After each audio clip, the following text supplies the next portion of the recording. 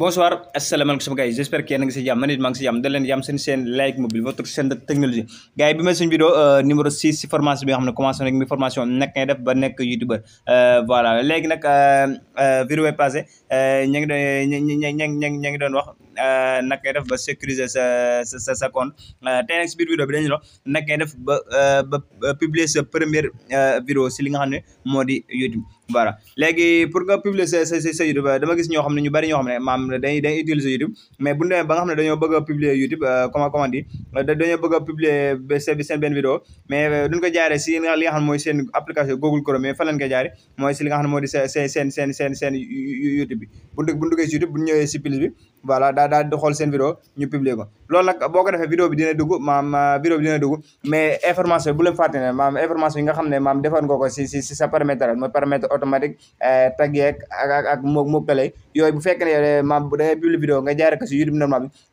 information yooyu yëpp vidéo bi nga xam ne dugal nga ko yooyu du si nekk voilà cela veut dire que vidéo lay nekk yaay obligé di ko remplir léegi nag bu fekkee ne da nga bëgg information yi nga xam ne dugal nga ko si bi ngay permettre scène bi information yëpp bëgg nga mu nekk si mu dugg si vidéo bi bu ko def vidéo bi bu duggee rek dina mën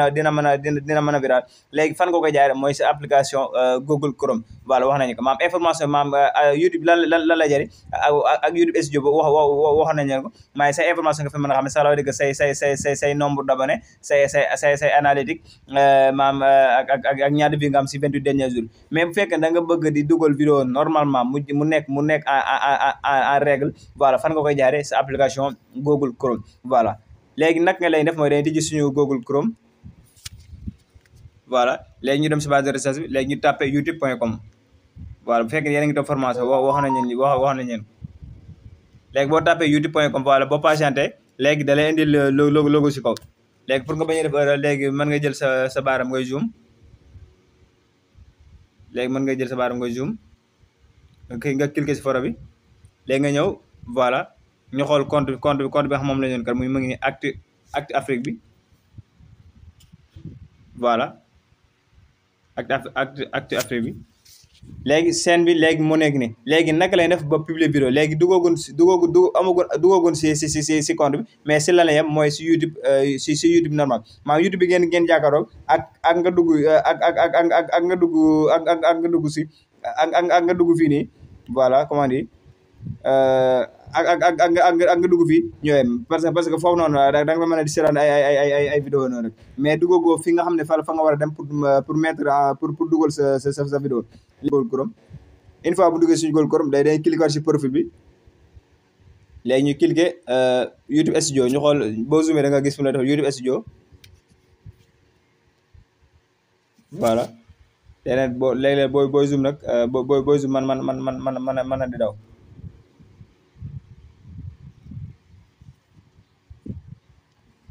voilà léegi ñuy xool YouTube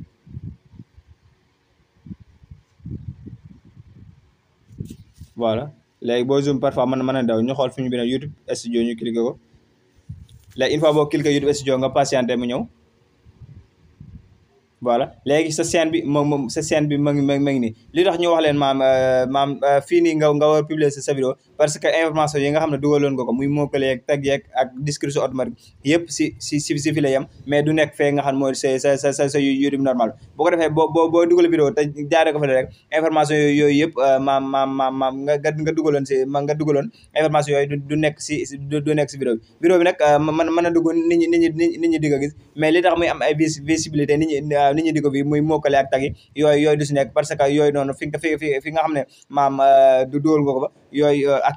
activé woo ko ba léegi naka lay def mooy voilà léegi bu fekkee ne da nga bëgg a dugal vidéo bi boo xool si kaw da nga gis fu mu la defal créer nga cliquer créer une fois boo cliquer créer da nga gis fu mu la defal importer des vidéos voilà boo cliquer importer vidéo à chaque fois da ngay jël sa ñaari baaram ngay zoom pour bañ a def erreur léegi da nga gis fu mu la def sélection des fichiers nga cliquer léegi da nga gis fu mu la defal voilà nga photo et vidéo nga cliquer photo et vidéo ça dépend nag si marque téléphone bi ngay utiliser léegi ñun ban vidéo lañ bëgg a dugal par exemple léegi ñëw si vidéo ñëw caméra waaw léegi par exemple vidéo bi lañ bëgg a dugal si YouTube bi ñu cliquer ko voilà ma ngi actualiser voilà léegi xaar ñu war leen ko voilà léegi boo gisee vidéo bi maam vidéo bi li mu gàttin moo tax moo tax mu defe ne ma ngi chargé suuf defe ne traitement jusqu'à SD il reste 3 minutes voilà léegi ñu patienté léegi si durant bi ngay patienté noonu léegi mën nga demaale si kaw da nga gis fi mu defal titre voilà waxoon nañu ne titre boo ngeen fàtte bu fekkee ne yéen a ngi topp formation waxoon nañu ne titre bi bu fekkee ne yow titre bi maam ba ngay remplir information titre bi da nga ko defal automatique cela veut dire que heure boo duggee rek même titre bi nga def automatique boo duggee moom ma fay nekk mais li tax def maam remplir ko parce que vidéo boo dugal tey ji ak boo suba vidéo bi ngay dugal du bokk moo tax nga jër ngay def titre automatique bi léegi qu'est-ce qu'on va faire léegi dañuy xool vidéo bi si lan lay wax léegi par exemple vidéo bi si Hizbut Tarqiyyah lay wax ñu bës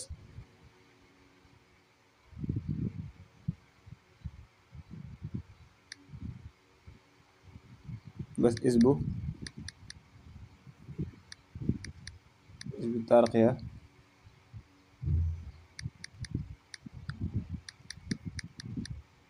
kuréel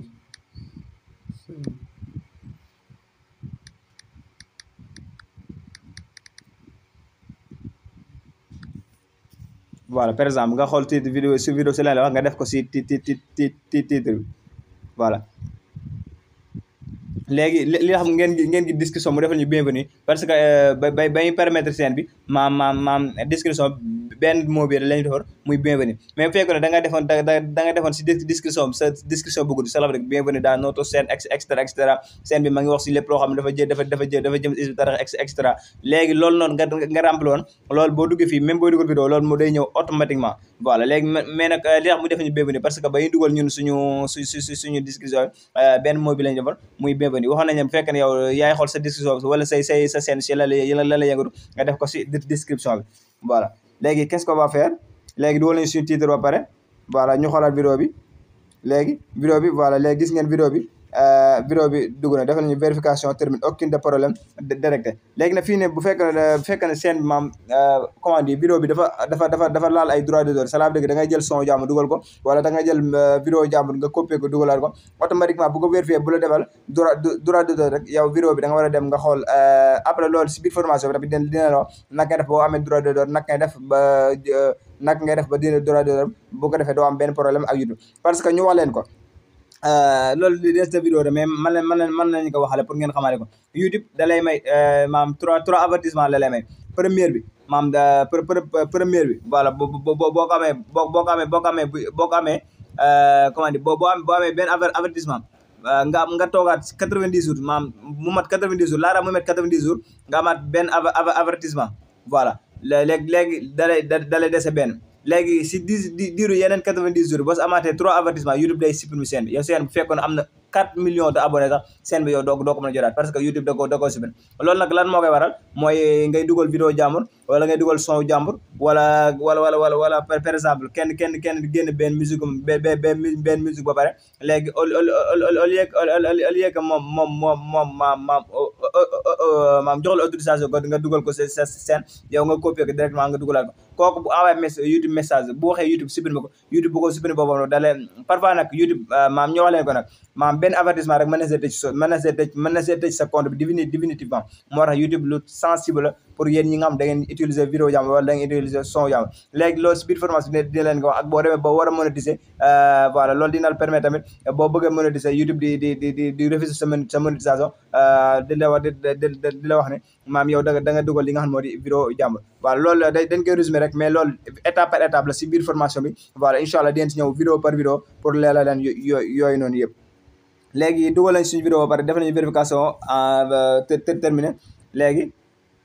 voilà léegi comment dire léegi fii tamit wax nañu ko muy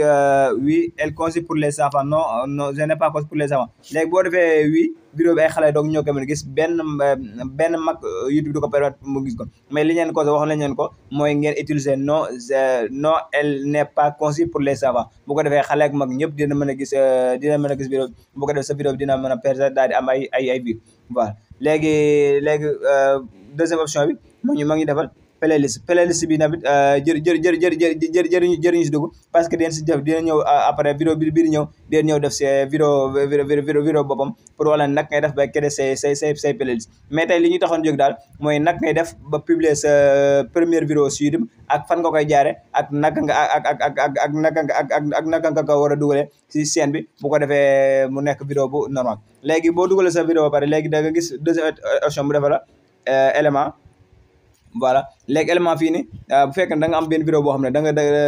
après yooyu tamit dinañ koy ñëw si dinañ koy ñëw si biir formation bi. Voilà léegi bu fekkee da nga dugaloon sa vidéo dugal comme que ñu ngi doog a dugal vidéo moo tax duñu mën a def élément. Mais bu fekkoon ne da nga dugal vidéo yu bari léegi am vidéo boo xam ne da nga bëgg a lancer publicité wala si biir vidéo bii nga xam ne moom ngay dugal léegi da nga koy ajouté wala bu ko defee ki nga xam da koy seetaan bu seetaane ba partie bi nga xam ne yow fa nga soxla mu ñëw fa moom da ngay indil benn flash benn yi pour bu bëggee dem si vidéo boobu noonu mu mën faa dem directement. Mais loolu dana si ñëw étape par étape si biir formation léegi boo ñëw élément da nga gis vérification mooy bu fekkee da nga am droit d'auteur voilà war na la ko da la koy directel bi pour nga dem supprimer droit d'auteur wala nga supprimer vidéo bi voilà parce que moo gën. Léegi dernière option ma ngi lay defal visibilité léegi visibilité da lay indil 3 options muy privé non répertorié voilà ak li nga xam moo di public. Voilà léegi bu fekkee ne da nga def privé sa vidéo kenn di ko mën a gis non répertorié ñi nga xam ne ñoom dañoo fay ñoom mën a seetaan sa vidéo public nag ñëpp ku si fay ak ku fayut ñëpp dañ koy mën a seetaan. Mais ban option nga war a utiliser muy fi mu la defal public. Une fois boo cliquer public voilà léegi da nga gis yeneen option mu defal la programme mais loolu tamit vidéo boppam. Léegi une fois boo cliquer publier ba pare léegi da ngay ñëw directement nga cliquer fi mu defal publier. Voilà léegi boo cliquer publier voilà nga patienter voilà fii da lay wax bu fekk da nga bëgg envoyer sur les réseaux sociaux Facebook WhatsApp wala extra mën nga ko envoyer directement bu fekk da nga bëgg a copier lien bi pour dem envoyer ak sa WhatsApp mën nga cliquer directement copier. Voilà léegi nga cliquer fermer léegi nga dem envoyer ko si li nga xam moo di say ami. Voilà léegi comme que dugal nga ko pare voilà ñu dem xool ba xam vidéo bi dugg na wala duggul. Une fois bu ñu duggee suñu chaîne YouTube ñu dugg suñu chaîne YouTube voilà ñu dugg suñu chaîne YouTube ñu xool ba vidéo bi dugg na wala duggul. Voilà léegi vidéo bi moom moo nekk nii.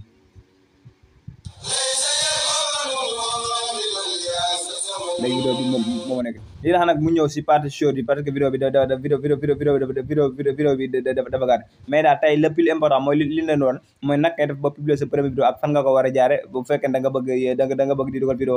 mu nekk en règle vidéo yu normal. Voilà léegi sama gars ñu ngi leen di wax dégg daje si benn vidéo bi dina ñëw vidéo bi ñëw dañ leen wax nag ngay def ba créer say playlist bu ko defee ki nga xam ne dugg na chaîne bi di xam bu bëggee dugg si vidéo bu bëggee dugg si maam vidéo yi nga xam day wax si isbu mu dugg vidéo yi nga xam ne day wax par exemple si actualité mu dem dugg si directement. Voilà playlist loolu lay jëriñ. Tey nag si biir vidéo bi dañ leen doon wax justement nag ngay def ba créer sa première vidéo ak fan nga ko war a jaare bu ko defee vidéo bi dina mën a percer voilà nit ñi den ko mën a gis en temps réel. Voilà sama gars léegi ñu ngi jox dig daje si beneen vidéo bi ñëw ak like